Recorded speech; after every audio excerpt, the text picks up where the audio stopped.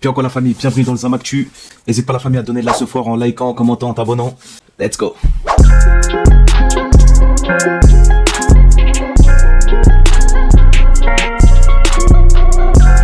Alors la famille, petite réaction sur TBT9, ça fait longtemps que j'avais pas regardé ça. TBT9, donc le nouveau TPMP sur W9, avec titre 64% des Français se sentent en insécurité. TBT9, let's go, hein. Let's go. Alors je sais pas il y a qui sur le plateau, bon, ah bah on le voit. Donc il y a Sidi, si je me souviens bien, Sidi, Jordan Deluxe, Géraldine Maillet, Raymond Abou, Daniel Moreau, Gilles Verdez. Ça va, j'ai des bons restes. Alors moi la famille, moi TPMP, j'ai énormément regardé. Depuis peu j'ai arrêté parce que ça y est, ça m'a saoulé.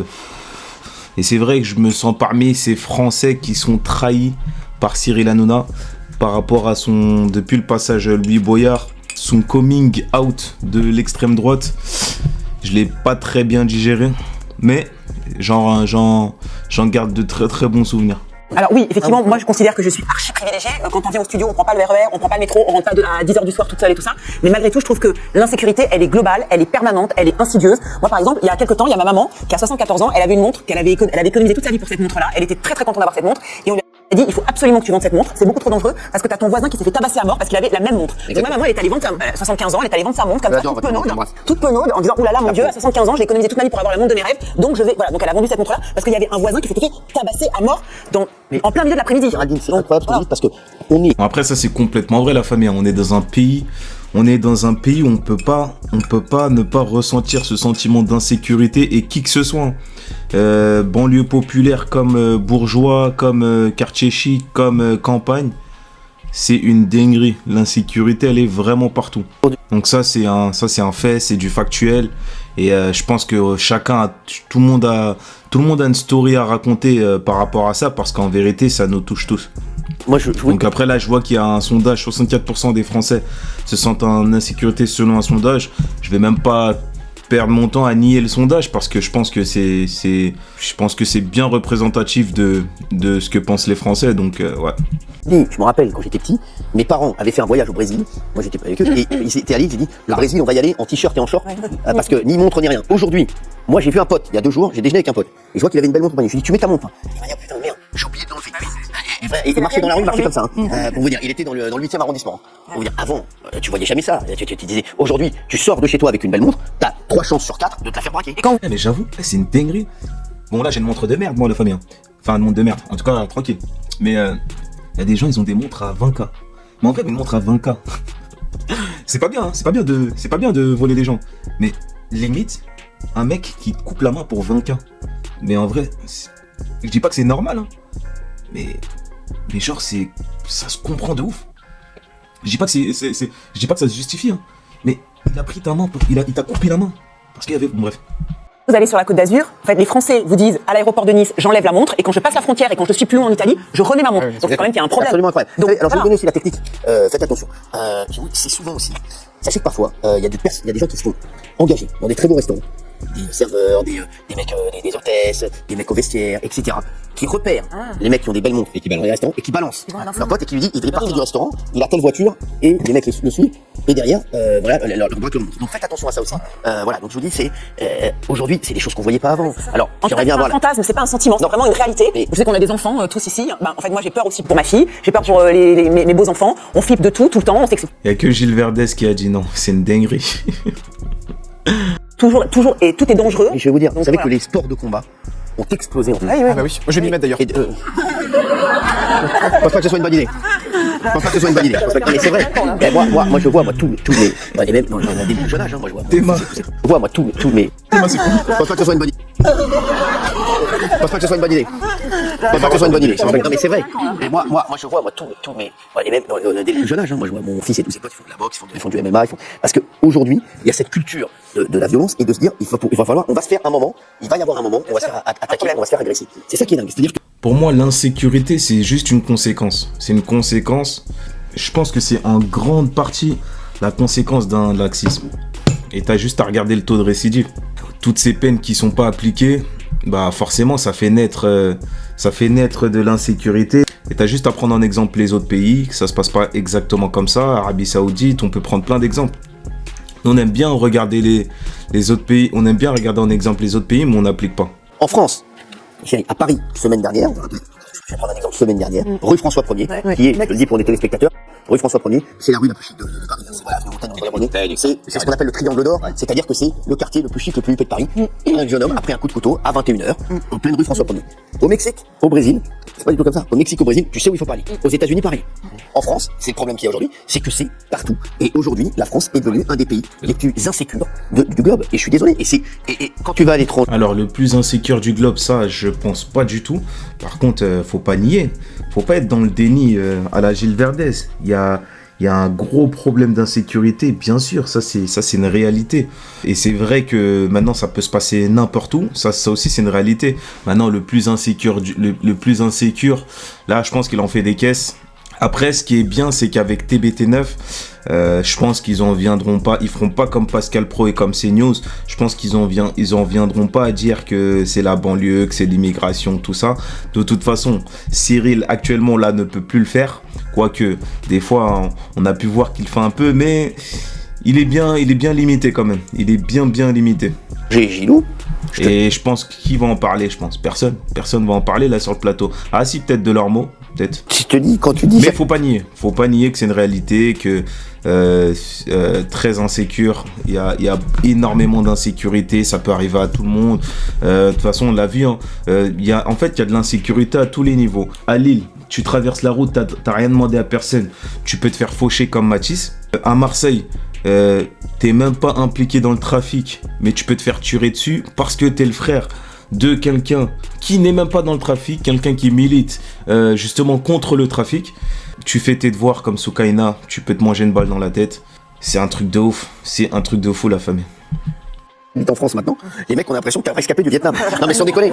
Non mais je te dis, c'est un truc de dingue. T'arrives, tu dis j'habite en France, mec. Oh, t'habites toute l'année en France. Oui. Ah ouais, les gars ils disent ah ouais, lui, il faut pas l'embrouiller, il doit se taper 3 fois par jour. Non mais tu vois ce que je veux dire, c'est un truc de dingue. Oui, il se débarre. Et c'est vrai, hein, c'est Clémentine Autain qui le disait, la plus grande insécurité, elle est dans les familles, hein. C'est les féminicides. Parce que là, on est à 149 féminicides depuis le début de l'année. Depuis janvier 2025, on est à 149 féminicides. Donc en fait, la plus grande insécurité, elle se situe mais vraiment dans les familles. Et de la main de l'homme du coup, parce que c'est les femmes qui meurent. Et ça, on n'en parle vraiment pas assez. J'ai l'impression même qu'on s'en bat les couilles complètement. Et pour moi, cette insécurité-là, elle est beaucoup plus grande que l'insécurité dont il parle. Après, c'est vrai que c'est pas bien d'opposer les insécurités. Et il faut les combattre d'où qu'elles viennent. Mais ce serait bien de parler de cette insécurité-là, du fait que les femmes meurent tout le temps. Sous les coups de leur mari. Ouais, il y a 5 ans, il y a 10 ans, il y a 15 ans, c'était la même chose. Et d'ailleurs, c'est pas que des morts, il y a aussi des violences, il y a aussi des viols. Non, il y avait des meurtres sanglants, il y avait des agressions terribles. Mais si, à part... T'avais pas ce problème de monstre. Il y a pas une... Il a complètement raison, là, Gilles Verdez. C'était pas filmé, mais il y avait grave des... Avant, il y avait grave des... Et d'ailleurs, je souhaite même pas qu'on revienne. Je souhaite à personne de préférer que c'était mieux avant, parce qu'avant, c'était pire. Il y avait rien de filmé, c'était pire. Je pense qu'on pouvait faire pas mal de choses et ça restait totalement impuni. Donc ne tombons pas dans le c'était mieux avant. Il y a les réseaux sociaux maintenant. Donc il y a les réseaux sociaux maintenant. Donc par exemple pour cambrioler les influenceurs c'est beaucoup plus simple. Oui mais bon c'est marginal. C'est marginal. Mais on voit des agressions tous les jours. Mais on en voyait avant, c'est pas ça. Alors je vous renvoie à ce que vous venez de dire, c'est aussi parce qu'à les réseaux sociaux. Je vais te dire un truc. Tu sais que j'ai énormément de potes qui faisaient partie, et tu le sais, du grand banditisme français, voilà, et qui sont mes meilleurs amis. Il y avait un code. C'est vrai, ils sont rangés des voitures, aujourd'hui ils font beaucoup de réinsertion, etc., mais qui ont fait des 18 ans, des 20 ans, des 15 ans de prison, etc. Et qui même eux disent aujourd'hui, je suis désolé, oui bien sûr qu'il y avait de la sécurité, bien sûr qu'il y avait de la violence, mais ça n'a rien à voir, il y avait des codes. C'est-à-dire qu'aujourd'hui, tu sais quand... Regarde ce qu'ils ont fait à Bernard Tapie, à sa femme, par exemple. Regarde les vieilles dames qui se font taper. Moi ce qui me choque c'est le petit qu'ils ont tapé, la vieille dame qu'ils ont tapé à Nice là. Ils ont mis une patate à la dame, ça c'est une dinguerie. Enfin c'est un petit, il a mis une patate à la dame. Normal.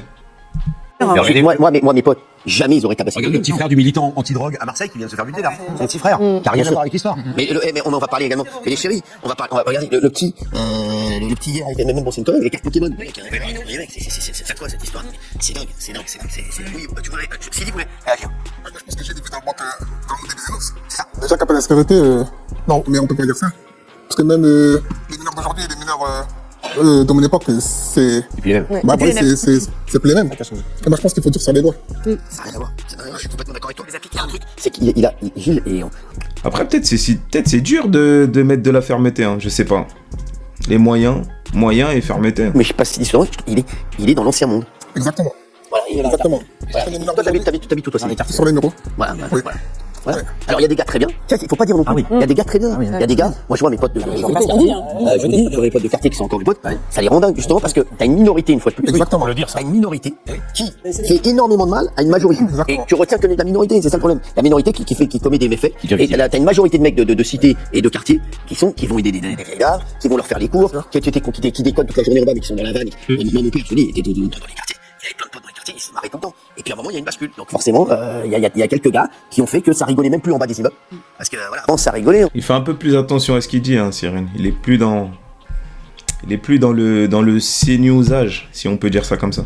En bas des cités, qui traînent en bas, tout ça. Comme avant où tu rigolais. Ils reçoivent des menaces. À Nîmes, ils ont reçu des menaces pour pas justement descendre après 19h, parce qu'après 19h, ça deal en fait. Donc il y a une sorte de couvre-feu un peu obligé comme ça. Enfin, c'est juste les premiers impactés. Non.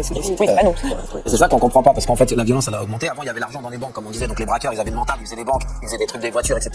Maintenant il y a tous ces deals là qui marchent plus, donc t'es obligé d'aller chercher de l'argent ailleurs, c'est comme on parlait des montres, etc.